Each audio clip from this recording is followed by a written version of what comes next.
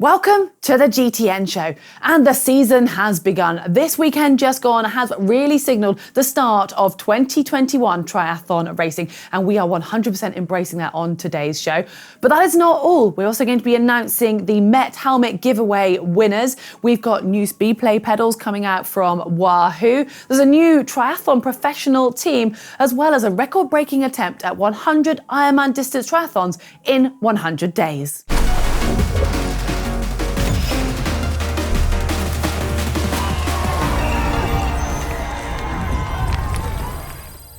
I think we should kick things off by talking about the racing. The season really feels like it started this weekend, and it was Challenge Miami that stole most of the focus, partly due to its rather impressive lineup. Now, it did have a $50,000 prize purse thanks to the PTO, but I think it was more the fact that pros are just desperate to race and get out there and really see where they're at after so long off for some of the athletes who we hadn't seen compete for a whole year. Now, if we look at the women's race first, and sadly, there was already an omission. One of the favourites, Anne Haug, had to actually pull out as she tested positive for COVID before the event started, having flown out to Miami. But there were still some big names in the mix, and the favourites being probably Lucy Charles-Barkley, who hasn't raced for over a year, and Paula Findlay, who was coming off some recent form, having won in Challenge Daytona back in December. But let's have a quick look at the course. So it was a shorter middle distance triathlon, a 1 mile swim, a 37.5 mile bike ride, which consisted of 17 laps of the Raceway Oval,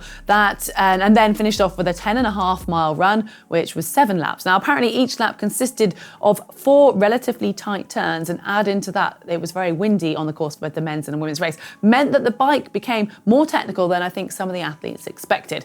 If we start off looking in more detail at the women's race, and there was no surprise that the event was led out by Lucy Charles-Barkley. However, she wasn't on her own this time. She was joined by Sarah Perez, a Spanish Olympic breaststroker from 2004 Olympics, but she's obviously pretty good at freestyle as well. So those two led out of the swim with a 1 minute 23 lead over chasers, including Paula Findlay and Jodie Simpson. But as they went out onto the bike, Sarah Perez isn't just a strong athlete in the water. She was really giving Lucy a run for her money, and the two of them were swapping leads, but it looked like Sarah Perez was the one who was maybe slightly dominating the bike.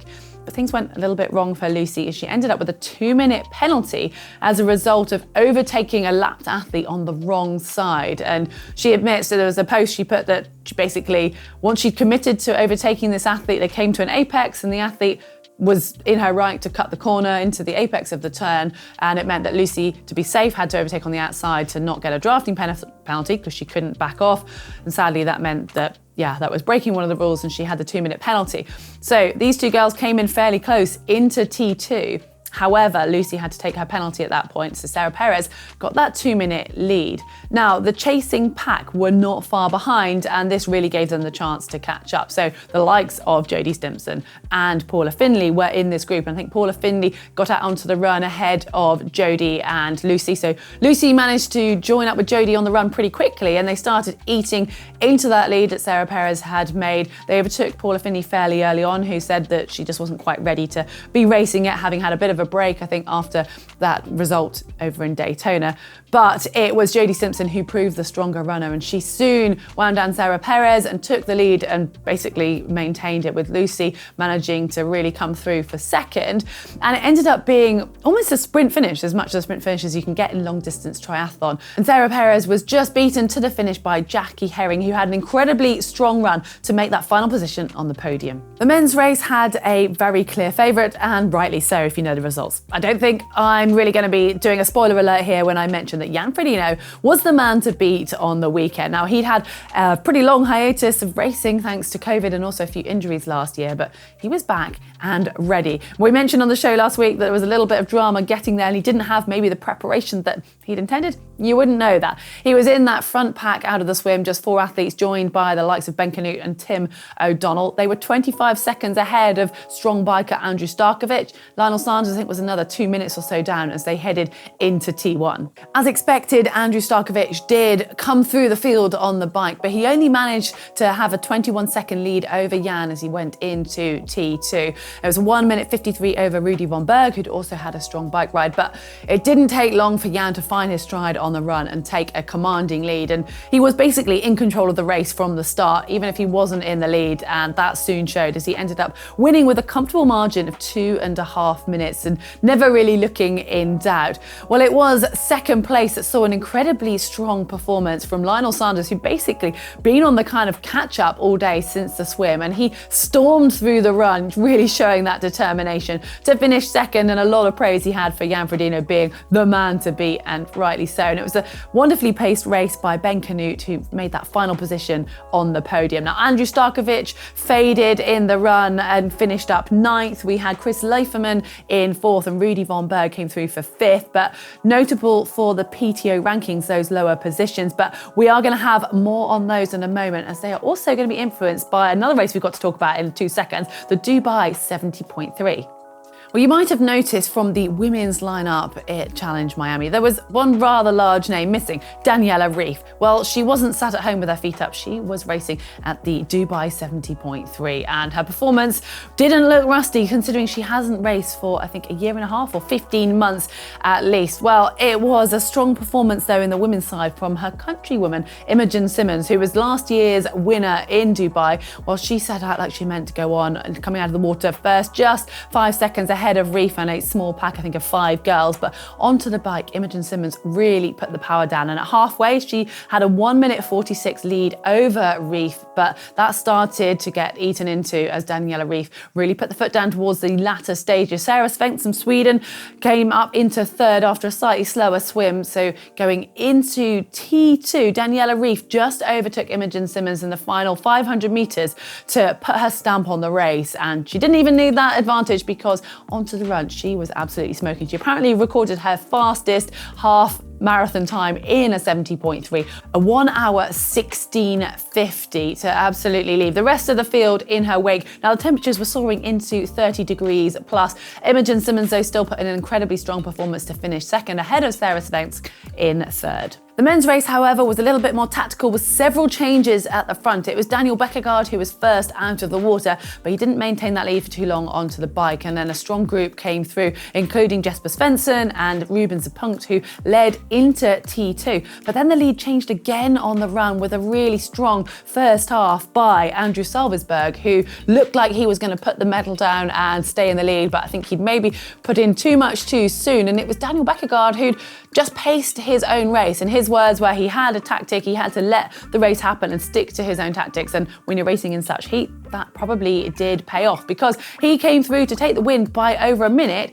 and break Jan Frodeno's record on that course from 2016. So certainly one to watch. And then the rest of the podium was made up by Filippo Azevedo from Portugal in 2nd, and it was Rasmus Svensson of Sweden in 3rd. So Andrew Salversberg managed to finish 4th and Anthony Costas in 5th. And it's all of these positions that are incredibly important at the moment, because the PTO rankings are being chopped and changed all the time as these athletes are trying to qualify for the Collins Cup. Now, let me explain the Collins Cup quickly. We've talked about it on the show in the past, but it's going to be a big event this summer, and it's similar to the Ryder Cup golf competition, where there's going to be 3 teams: an international team, a USA team, and a Europe team, and they're going to have a men's and a women's team all racing together, and these are going to have team captains. So basically the top 4 for each team are going to be automatically selected due to, or as a result of, the PTO World Rankings. So this is why the last 2 races over last weekend have been so important, because these are really going to change some of the rankings. Now, at the moment, the overall PTO World Ranking sees Jan Frodeno at the top and Daniela Ryf at the top of the women's, and they look like they're pretty much guaranteed to make it into Team Europe. But beyond that, there's really a lot of positions to jostle for. So the rankings were last published at the beginning of January, but we're going to see them changing quite a lot as the season goes on. But it isn't just about making it into the top 4. So some of the athletes you might see a little bit further down that were racing and chasing for those top 10 positions over the weekend, especially at Challenge Miami, will be looking to grab the eye of the selectors, aka the team captains, who will get to choose what they call a wild card to bring into the team for racing in August. So it's all very exciting to see the athletes with something extra to aim for, as this is going to be a really big event. But we'll bring you more on that as the rankings come out and progress, and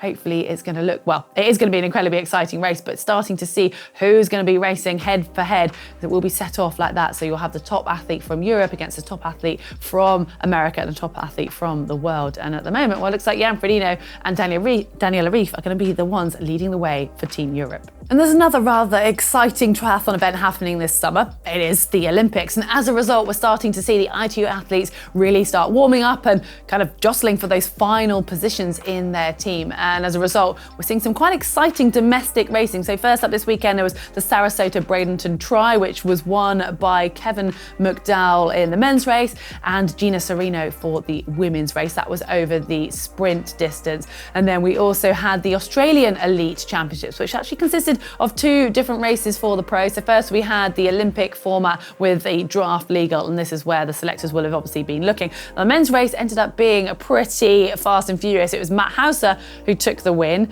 Braden Copeland second, and Jacob Birtwistle was in third. But Aaron Royal, who won the bronze in Rio, he actually finished fourth in his own national, well, not national championships, but in a domestic competition in Australia. So the selectors are going to have their work cut out when it comes to picking the Australian team. The women's race was won by Ashley Gentle, Jazz Hedgeland was third, and Barbara Hiveros was third, Jazz Hedgeland was second. Now, there was a non-drafting version, an Olympic distance, but aimed at, I guess, longer distance races, because Amelia Watkinson competed in that one and won the women's event. The men's event was won by Lee Anderson Voigt.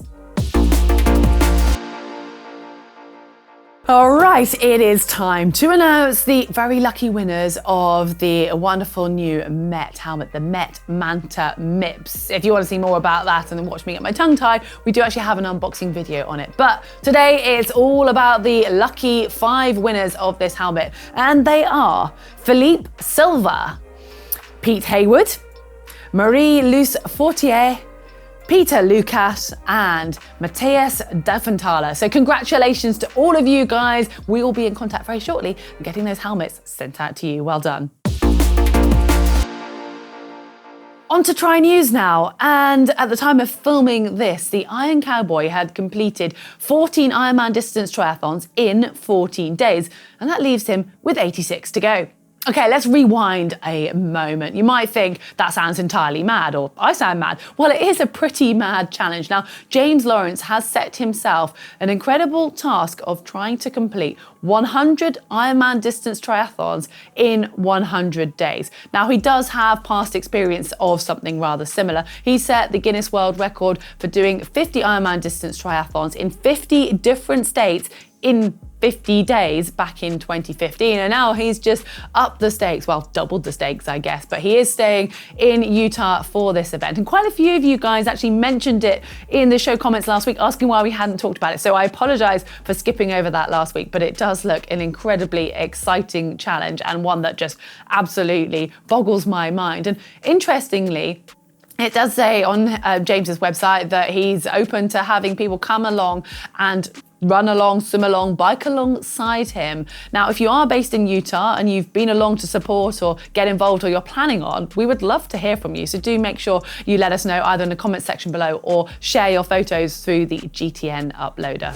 Jumping on the back of all the excitement around the weekend of racing, we have seen the launch of a brand new professional triathlete team. Now, this has been backed or launched by Craig Alexander, the 5-time triathlon world champion, and it is the Vespa Professional Triathlete Team. And the reason for the timing, 4 of their athletes were actually racing over at Challenge Miami, including, who have we got here, Sarah Crowley, Rudy Von Berg, Heather Jackson, and Lucy Charles Barkley. Now, apparently this is going to be a team of 12 athletes, which I get is going to be full by the end of 2021. Now, I have seen that Flora Duffy is on that list, and I'm sure many more are going to come out as we progress through the race season. Now, it sounds quite interesting. So obviously they're supporting the pro athletes, but they have said here that despite the challenges of 2020, Vespa remain focused on creating a program that touches all levels of triathlon. While we're launching the campaign in partnership with some of the best professionals in our sport, we'll be announcing some other initiatives designed to improve the multi-sport experience for triathletes at all levels. Now, that is the part that excites me, but obviously it's great to see the professionals being supported and helping them to continue to up their performance and make triathlon an incredibly exciting sport for us all to watch. We now have some news from our partners at Wahoo with reference to the Speedplay pedals. Now, you probably remember a while ago, Wahoo acquired Speedplay. Well, as a result, they have now got the release of the newly revamped Speedplay pedals. The first revamp the brand has had in 31 years since its invention. Now, some of the features include a lower stack height, better aerodynamics, a more adjustable float, spindle length options. Now, these pedals are the only road and triathlon pedals that have a dual-sided entry point, so you can clip in whether they're one way up or the other, so to speak. And I'm actually quite excited to try these out. I've never used Speedplay before, but I like the look of them. They're more aerodynamic. And one of the things that quite appeals to me is the fact that the cleats are much easier to walk in. Now, I know that shouldn't be a perk, but when you work on GTN, you do quite a lot of walking and standing with your bike as much as you do riding. So this new line of pedals is going to include the Wahoo Speedplay Comp, the Speedplay Zero, the Speedplay Nano, and they've also got a new launch that's coming in the summer of the Wahoo PowerLink Zero Power Meter, which is going to offer you a dual-sided power meter. But we'll have more on that when it releases later this year. It is now time to have a look at your photos, and it seems like you guys are as excited about racing as we are, and I've got a great selection of race-ready looking bikes to have a look at. This first one is from Richard, and it's his Canyon Speedmax. I recognise this one, just a slightly different colour from my Speedmax, and he says he's in Weymouth in the UK. First test ride on my new Speedmax, getting ready for Outlaw Holcombe and Outlaw Nottingham. So they're both full distance triathlons, and the Outlaw in Bowood, which is just down the road from us actually. So obviously a fan of those series of races. So I might well see the brother to my bike if we get to go along to Bowood later this year. Lovely photo. Yeah, I'm biased. Right, this next one though is also a wonderful photo, slightly different conditions. It's sent in from Ted, and it's his Argon 18119 Tri. And it's Crater Lake in Oregon. The first day the road opened up for summer 2020. Now, I mean, summer is an interesting description here. He says, TT bike was not the best choice, but all I had. I mean, that's dedication. We've got some very contrasting photos here though, because we've got a picture of the bike in the snow, and then a beautiful looking lake behind. Well, that looks stunning in sunshine, although I can still see some snow on top of the peaks. And then a close-up of what happens when snow meets aerodynamics. Yeah, I'm not sure they're designed to go together there, but I'm impressed with the efforts of getting your bike out in those conditions. And this next one is from Thomas, and yeah, it's another Canyon Speedmax. I'm sorry, I did choose these, but it's a great photo. You can't really see the bike too much in this picture. It's from Akaba Jordan, and he says he's getting ready for Ironman Cork. Now, Cork is in Ireland, which has weather like we do in the UK, which is normally wet and cold, and he's getting ready in a desert. But I do love the photo anyway, irrelevant of how the preparation's going. Normally, most of us have to go and do heat acclimatization to get ready for races, but I think you need to practice a little bit of training in the cold. But I love the fact that you have a warning sign for a camel. That's just brilliant. Anyway, some wonderful selections, and next week I promise they won't all be race bike ready pictures, but help me out with that one. Do share any photos of things that you're up to, or pieces of kit that you've just got, or what you're excited about, what you've been doing, using the upload that's on screen, and also it's in the description below. Well, I've been a little more stringent with the selection this week, and we've got 3 runners up. First from Barrick, March of the Penguins 2, Action. I like that one. Now we have Pedro Canario with Hey Ho, it's home from work we go. Sorry, that's the limit of my singing, don't worry. I'm not going to inflict any more on you. Our final runner-up comes from Kendall Pete. The Earthlings have landed on planet Tri. I did enjoy that one. But the winner this week of the GTN Cap is Ben Stern, who says, seize the day. Yeah, I just like it. Simple, but clever. Well done, Ben. Get in touch and we will get a GTN Cap sent out to you. And this week we have a photo from Challenge Miami. Well, if you want one of those GTN caps, you know what you've got to do. Get those imagination juices flowing and leave your suggestions for a caption in the comments section below. And before you go, we have plenty to look forward to this week. We've got a bit of a running extravaganza this weekend, as it's Mark versus Sam with a Strava showdown and Dan Lloyd's half marathon plan update. And I can tell you, Dan is absolutely smashing it. I am quite excited to see what he's going to produce at the end of that training program. So keep an eye out for those two videos coming up. And if all of this racing and the sign of spring is getting you excited, well, we've got something additionally exciting to announce. There's still a 20% discount on the GTN swim, bike, run t-shirts in the GTN shop at the moment. However, that ends at midnight tonight. That's Wednesday if you're watching the show as it's come out. So make sure you head over to the GTN shop pretty promptly. And give us a like, please, if you've enjoyed this show. And remember, you can click that globe to make sure you never miss a GTN video. And before you do go, we've got a couple of suggestions of videos you might want to take a look at. I'm a little bit biased, but it is Manon versus myself. See how a road bike and a road cyclist did against a triathlon bike and a triathlete on it. I'm not going to tell you any more than that, but do check that video out. And there's another one of why do you need a power meter? Check that out too.